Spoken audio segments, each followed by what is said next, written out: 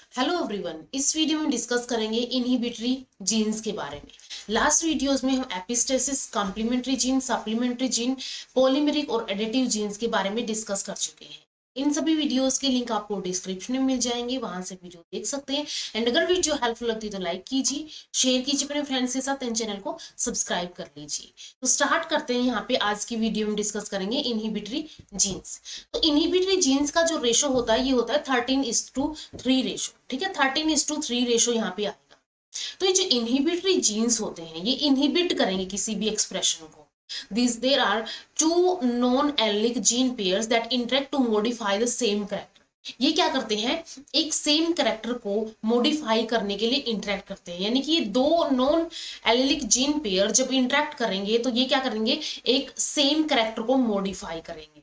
One dominant gene inhibit the effect of other dominant gene. And इसके अंदर ये condition है यहाँ पे। तो यहाँ पे ये वन डोमिनेंट जीन जो है इस दूसरे डोमिनेंट जीन को इनहिबिट करके रखेगा, इसलिए इनको इनहिबिटरी जीन्स बोला जाता है। या तो इनको हम बोल सकते हैं inhibitory gene itself has no phenotypic expression. ये जो इनहिबिटरी जीन था, इसका खुद का कोई फिनोटिपिक एक्सप्रेशन नहीं था।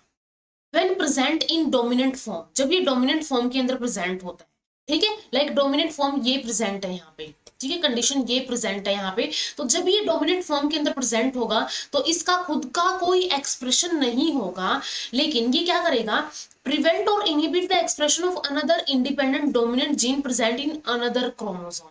लेकिन कोई अनदर क्रोमोसोम के ऊपर, यानी नॉन एलिलिक जीन्स है ये, तो कोई और दूसरे जीन्स को ये क्या करेगा, उन दूसरे जीन्स को ये क्या कर देगा, उनके एक्सप्रेशन को प्रिवेंट करेगा या फिर इनहिबिट कर देगा। यहाँ पे अगर प्रेजेंट है ये कैपिटल बी, तो इसके एक्सप्रेशन को ये क्या कर देगा, इसके एक्सप्रेशन को इनहिबिट या फिर प्रिवेंट कर देगा। तो ऐसे टाइप के जीन्स क्या होते हैं, इनहिबिटरी जीन्स होते हैं। In such cases, a gene which inhibits the expression of an active gene located at different locus is called inhibitory gene।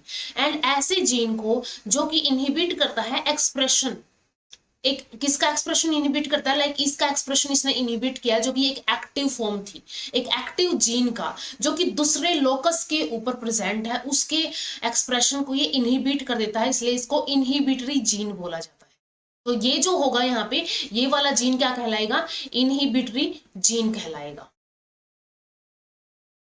ठीक है, तो इनहिबिटरी जीन क्या होते हैं, दो नॉन एलिलिक जीन होते हैं जो इंटरेक्ट करके एक करेक्टर को मॉडिफाई करते हैं।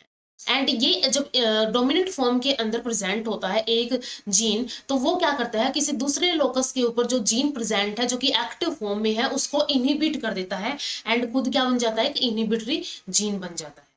फिनोटिपिक रेशो जो है इनका 13:3 हो जाएगा। क्लासिकल रेशो था 9:3:3:1, एंड इससे ये क्या हो गया है, ये 12 एंड 1 ये ऐड होके यहाँ पे 13:3 रेशो ये बन जाता है। In such type of interactions, dominant allele of one gene locus in homozygous or heterozygous condition, ये कंडीशन हुई या फिर ये कंडीशन हुई, कंडीशंस एंड होमोजाइगस रिसेसिव, जैसे कि ये कंडीशन हुई, of another gene locus B show the same phenotype. तब ये क्या करता है, सेम फिनोटाइप शो करता है। In this type of interaction of genotype of, तो जीन इन इंटरेक्शंस के अंदर जीनोटाइप क्या क्या हो सकते हैं, ठीक है। यहाँ पे जो इंट्रैक्शन होगी, तो यहाँ पे डोमिनेंट एलील जो है वन जीन लोकस का, या तो वो होमोजाइगस के अंदर हो सकता है या तो वो हेट्रोजाइगस के अंदर हो सकता है। And conditions and homozygous recessive allele of another allele of the another gene locus, तो वो क्या करेंगे, सेम फिनोटाइप शो करेंगे। ठीक है, ये उस कंडीशन में सेम फिनोटाइप शो करेंगे। एंड इस in this type of interaction genotype of, यहाँ पे जीनोटाइप क्या क्या हो सकते हैं, कैपिटल ए, ये कैपिटल बी है, कैपिटल ए है, स्मॉल ए है, स्मॉल बी है, स्मॉल बी है, कैपिटल ए है, स्मॉल बी है एंड स्मॉल बी है। कैपिटल ए है, जैसे यहाँ पे हमने बात की थी, यहाँ पे रिसेसिव है एंड यहाँ पे ये कंडीशन है, ठीक है, या तो ये कंडीशन है या तो ये कंडीशन है। तो इन दोनों कंडीशंस के अंदर क्या होगा, सेम फिनोटाइप यहाँ पे प्रोड्यूस होगा। या तो यहाँ पे कंडीशन है कैपिटल ए, स्मॉल बी, या तो यहाँ पे कंडीशन है small A and small B. तो ये जितनी भी कंडीशन होगी वो सेम फिनोटाइप प्रोड्यूस करेंगे। ठीक है, ये कंडीशन जितनी भी होगी ये सेम फिनोटाइप प्रोड्यूस करेंगी, क्योंकि यहाँ पे ये जो कंडीशन है ये इनहिबिटरी जीन की तरह एक्ट करके दूसरे को क्या कर देगी, उसके एक्सप्रेशन को इनहिबिट कर देगी, ये सारी कंडीशंस जो भी होंगी। एंड अगर रिसेसिव फॉर्म में है ऑलरेडी, वो सारे ही रिसेसिव है, तो वो अपना एक्सप्रेशन देगा ही देगा, उसको जरूरत ही नहीं है कि उसको दूसरा कोई इनहिबिट करे या फिर ना करे। एंड इसके अलावा small A and capital B या फिर स्मॉल ए या फिर कैपिटल बी ये हो अगर जीनोटाइप, तो ये अनदर टाइप का फिनोटाइप शो करेंगे। ठीक है, अनदर टाइप का यहाँ पे फिनोटाइप शो करेंगे। ये अगर जीनोटाइप है तो ये अनदर टाइप का फिनोटाइप शो करेंगे। ये सेम फिनोटाइप शो कर रहे हैं, ये दूसरे टाइप का शो करेंगे। अगर यहाँ पे दोनों के दोनों स्मॉल ए है तो ये अनदर टाइप का फिनोटाइप शो करेंगे। नेक्स्ट अगर हम इसको एग्जाम्पल की हेल्प से समझे, एग्जाम्पल क्या है, फीदर कलर इन फाउल्स। फाउल्स के अंदर जो फीदर कलर होता है, इनके पंखों का जो रंग होता है, उसके एग्जाम्पल की हेल्प से हम इसको समझेंगे। अब फाउल के अंदर दो वैरायटी मिलती है। एक वैरायटी हो गई यहाँ पे ये व्हाइट वाली, इसको व्हाइट लेग हॉर्न बोला जाता है। एंड सेकेंड यहाँ पे है, इसको बोला जाता है बार्ड। ठीक है, ये बार्ड हो गई। तो दो वैरायटी होती है यहाँ पे। बार्ड क्यों बोला जाता है, इसके अंदर ये बार्स होते हैं। व्हाइट एंड ब्लैक के अदर अलग अलग यहाँ पे बार्स या फिर बैंड्स होते हैं, इसलिए इसको बार्ड बोला जाता है। तो यहाँ पे फाउल के अंदर दो वेराइटीज पाई जाती है। एक को व्हाइट लेग हॉर्न बोला जाता है, दूसरे को प्लाई माउथ रोक बोला जाता है। ठीक है, दूसरा क्या हो गया यहाँ पे, बार्ड प्लाई माउथ रोक हो गया। इनके अंदर अब क्या होता है, यहाँ पे इसके अंदर in which dominant pattern is barred with recessive pattern white. अब अगर हम इस बार्ड के अंदर देखें, यहाँ पे व्हाइट एंड ब्लैक कलर के बैंड्स हैं। ठीक है, व्हाइट एंड ब्लैक कलर के बैंड्स हैं। तो इन इसमें क्या होगा, ये जो बार्ड है ये क्या है, ये डोमिनेंट है, ये इसके अंदर ये जो व्हाइट है वो रिसेसिव कलर है। फिर इसके अंदर क्या होगा, ये जो यहाँ पे व्हाइट कलर है इसका, ये डोमिनेंट है ओवर दिस प्लूम्यूज कलर। ये प्लूम्यूज कैसी है, रेड कलर की, यानी कि कलर्ड है। ये क्या है यहाँ पे, रिसेसिव है। तो इन दोनों वेराइटीज के अंदर एक व्हाइट लेग हॉर्न एंड एक Plymouth Rock. White leghorn के अंदर यहाँ पे क्या है, the white colour is dominant over the coloured plumage. ठीक है, इस ये कलर्ड प्लूम्यूज जो है इस ये रिसेसिव होगी एंड व्हाइट कलर इसका डोमिनेंट होगा। And in plymouth variety the white is recessive to the barred feather and white यहाँ पे recessive है। ठीक है, white क्या है यहाँ पे, recessive है over this, ये barred feathers क्या है यहाँ पे, ये dominant है। Thus there are two white birds। तो यहाँ पे क्या हो गए, दो white birds हो गए, एक ये हो गया और एक इसके अंदर भी white है। that is white leghorn and white plymouth which are genotypically different। लेकिन दोनों के दोनों कैसे हैं, genotypically different है। ठीक है, white leghorn हो गया and white plymouth rock हो गया, दोनों के दोनों genotypically different है। It has been noticed that white leghorn bear a color gene। अब ऐसा देखा गया है कि जो ये white leghorn है ये एक कलर जीन होता है इसके पास। ठीक है, एक कलर जीन लेके रखता है, but also an inhibitory gene which checks the expression of the colour. लेकिन साथ में इसके पास कलर के अलावा एक इनहिबिटरी जीन का भी पेयर होता है। वो इनहिबिटरी जीन का पेयर क्या करता है, दूसरे वाले जीन को यानी उस कलर वाले जीन को इनहिबिट कर देता है, उसके एक्सप्रेशन को इनहिबिट कर देता है। On the other hand, it can be concluded that white leghorn is genotypically colored। and ऐसा भी अगर इसको conclude कर सकते हैं, क्रॉस से हम देखेंगे कि जो व्हाइट लेग हॉर्न है वो जीनोटिपिकली तो कलर्ड है, वो जीनोटिपिकली कलर्ड है, लेकिन फिनोटिपिकली वो व्हाइट अपीयर होता है। जीनोटिपिकली कलर्ड है लेकिन फिनोटिपिकली व्हाइट अपीयर होता है। Thus dominant white factor bears inhibitory factor और gene along with। यानी कि ये जो डोमिनेंट व्हाइट फैक्टर है उसके पास एक इनहिबिटरी फैक्टर भी होता है और जीन भी होता है इसके साथ साथ, तभी तो उसको क्या कर देता है, जीनोटिपिकली कलर्ड होने के बावजूद भी उसको फिनोटिपिकली व्हाइट बना देता है। Due to the presence of inhibitory gene pigmentation doesn't appear. Pigmentation नहीं आएगी, नहीं कलर नहीं आएगा, even if the gene for the pigmentation is present.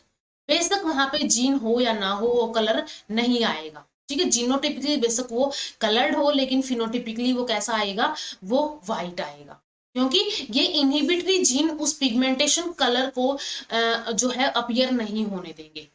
The genotype of the pure recessive white is small I and small c and small c. तो ये जो recessive white Plymouth है इसका ये जीनोटाइप हो जाएगा। एंड होमोजाइगस वाइट लेगहॉर्न का phenotype ये हो जाएगा, यानी कि इसके अंदर capital I and capital C. यहाँ पे ये जो आई है ये क्या है, इनहिबिटरी जीन का काम करेगा। एंड जो ये सी है, सी लिया यहाँ पे कलर्ड के लिए, ठीक है, यानी ये कलर्ड जो है कि कलर के लिए लिया, कलर वाला जीन है ये। तो ये जो कैपिटल आई है ये दूसरे वाले जीन को क्या कर देता है, इसको इनहिबिट कर देता है। तो यहाँ पे प्योर व्हाइट रिसेसिव प्लाईमाउथ का small I small C genotype होगा। एंड होमोजाइगस व्हाइट लेगहॉर्न का यहाँ पे क्या हो जाएगा, capital I and capital C यहाँ पे जीनोटाइप हो जाएगा।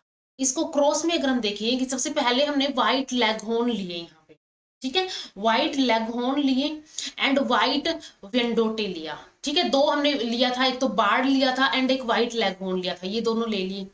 इसके बाद इनके ये जीनोटाइप ले लिया, ठीक है, एक डोमिनेंट है एक रिसेसिव है। इसके बाद F1 जनरेशन गैमेट्स बने, गैमेट्स के बाद F1 जनरेशन आई।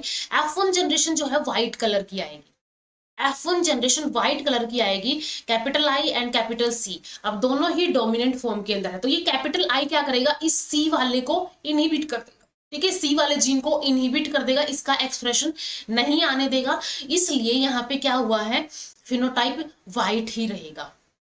इसके बाद F1 जनरेशन इसकी इनब्रीडिंग हुई, सेल्फिंग होने के बाद गैमीट्स बने। तो F2 जनरेशन के लिए पन्नेट्स के टेक्निक से यहाँ पे फीमेल की हो गई, साइड मेल की गैमीट्स हो गई।